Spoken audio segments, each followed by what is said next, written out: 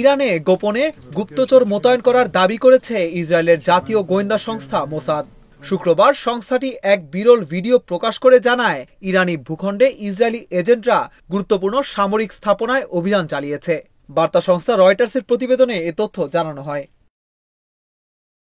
মোসাদের পক্ষ থেকে বলা হয়, ইরানের বিমান প্রতিরক্ষা ব্যবস্থা দুর্বল করতে সেখানকার অভ্যন্তরে গুপ্তচর নিয়োজিত করা হয়েছিল। ভিডিওতে দেখা যায় গোপন অভিযানে অংশ নেওয়া এজেন্টরা ইরানে বিমান প্রতিরক্ষা ডিভাইসে সরাসরি আক্রমণ চালাচ্ছে। পাশাপাশি একটি দূরপাল্লার ক্ষেপণাস্ত্রের মতো বস্তুতেও হামলার লক্ষ্য নির্ধারণ করতে দেখা যায়।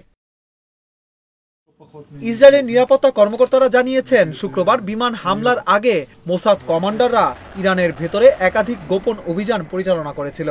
এ ধরনের সরাসরি হামলার ভিডিও প্রকাশ অত্যন্ত বিরল হলেও এটি ইসরায়েলের গোপন অভিযানের সক্ষমতার ইঙ্গিত দেয় বলেই মনে করছেন বিশ্লেষকেরা।